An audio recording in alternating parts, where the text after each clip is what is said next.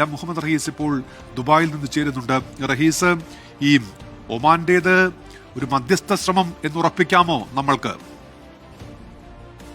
ഉന്മേഷം, നിലവിൽ ഒമാന്റേത് മധ്യസ്ഥ ശ്രമമാണ് എന്നുള്ള കാര്യം ഉറപ്പിച്ചു തന്നെ പറയാൻ കഴിയും. ആദ്യഘട്ടത്തിൽ ഒമാൻ ഇതിനെ ശ്രമിച്ചിരുന്നു.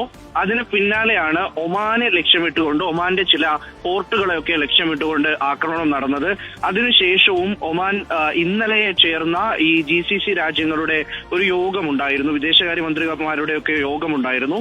അതിലും ഒമാൻ എടുത്ത ഒരു നിലപാട് അത് ഈ സംയുക്ത പ്രസ്താവനയിൽ ഒപ്പിടാതെ ഒമാൻ മാറി നിൽക്കുകയായിരുന്നു. അതിൽ ഈ അപലപിച്ചിരുന്നു ഒമാൻ, പക്ഷെ അതിനപ്പുറത്തേക്ക് ആ ഒരു സംയുക്ത പ്രസ്താവനയിൽ ഒമാൻ ഒപ്പിട്ടിരുന്നില്ല. അപ്പോൾ വീണ്ടും ഈ ഒരു ചർച്ചയ്ക്ക് സ്കോപ്പുണ്ട്, ചർച്ചയ്ക്ക് വഴിയുണ്ട്, ഒരു സമാധാനം കണ്ടെത്താൻ കഴിയും, വെടിനിർത്തലിന് ഇരുകൂട്ടർക്കും സാധിക്കും എന്നുള്ള നിലയിലേക്ക് ഒമാനിൽ നിന്നും പ്രതികരണങ്ങൾ വരുമ്പോൾ സ്വാഭാവികമായിട്ടും അതിനെ മറ്റ് ചില കാര്യങ്ങളുമായി കൂടി, ഇന്ന് നടന്ന സംഭവങ്ങളുമായി കൂടി നമുക്ക് അത് കൂട്ടിച്ചേർത്ത് വായിക്കേണ്ടി വരും. കാരണം UAE വൈകിട്ട് നടത്തിയ ഔദ്യോഗിക വാർത്താ സമ്മേളനം, UAEയിലെ വിവിധ മന്ത്രിമാരുടെ നേതൃത്വത്തിൽ നടത്തിയ, അതോറിറ്റി നേതാക്കളുടെ നേതൃത്വത്തിൽ നടത്തിയ ഒരു വാർത്താ സമ്മേളനത്തിൽ അതിൽ പല തരത്തിൽ ഇറാന്റെ ആക്രമണത്തിനെ അപലപിക്കുന്നുവെങ്കിലും അത് ചെറുക്കും എന്ന് മാത്രമേ പറഞ്ഞിട്ടുള്ളൂ. തിരിച്ചടിക്കും എന്ന് ഒരു നിലയ്ക്കും UAE പറഞ്ഞിട്ടില്ല. UAEയുടെ പ്രഖ്യാപിത നയം അതല്ല. ഒരു കാലത്തും UAE അങ്ങനെ പറഞ്ഞിട്ടില്ല.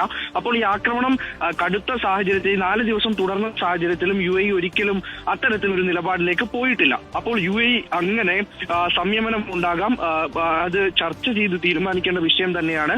ചർച്ചയിലൂടെ മാത്രമേ, നയതന്ത്രമായ രീതിയിലൂടെ ചർച്ച നടത്തി മാത്രമേ അതിനൊരു പരിഹാരം കാണാൻ കഴിയുകയുള്ളൂ എന്ന് UAE വീണ്ടും ആവർത്തിച്ച് പറയുകയും ചെയ്തു. അതിന് പിന്നാലെ ഇന്ന് ഈ ഖത്തർ എടുത്ത ചില തീരുമാനങ്ങൾ, ആ ഖത്തറിന്റെ ഒരു ഔദ്യോഗിക വിശദീകരണം വന്നപ്പോൾ അത് ഒരു ആക്രമണത്തിനുള്ള കോപ്പുകൂട്ടലാണ് എന്നുള്ള നിലയിലേക്ക് ചില വ്യാഖ്യാനങ്ങളൊക്കെ വന്നിരുന്നു. അത് ഖത്തർ ആക്രമിക്കാൻ ശ്രമിക്കുന്നു, ഖത്തർ ഇറാനെ ആക്രമിക്കാനുള്ള രീതിയിലേക്ക് മാറുന്നു എന്ന രീതിയിൽ ഒരു വിശദീകരണം വന്നിരുന്നു. പക്ഷേ ആ വിശദീകരണത്തിനെ തള്ളിക്കൊണ്ട് 2 തവണയാണ് ഖത്തറിലുള്ള ഈ ആഭ്യന്തര മന്ത്രാലയം, ഒപ്പം തന്നെ വിദേശകാര്യ മന്ത്രാലയവും ഒക്കെ ആ തരത്തിൽ വീണ്ടും ഒരു വിശദീകരണ കുറിപ്പിറക്കുകയും ചെയ്തു. അതായത് ഇറാനെ ആക്രമിക്കൽ തങ്ങളുടെ നയമല്ല, ഒരു നിലയ്ക്കും ഇറാനെ ആക്രമിക്കുന്നതിനൊപ്പം പ്രത്യക്ഷമായി ചേരാൻ തങ്ങളില്ല, അല്ലെങ്കിൽ ആ നിലയ്ക്ക് തങ്ങളുടെ ഒരു വീക്ഷണം, തങ്ങളുടെ നിലപാട്, നയം ഒന്നും ആ നിലയിലേക്ക് പോകില്ല എന്ന് അടിവരയിട്ട് ഈ രാജ്യങ്ങളൊക്കെ പറഞ്ഞതിന്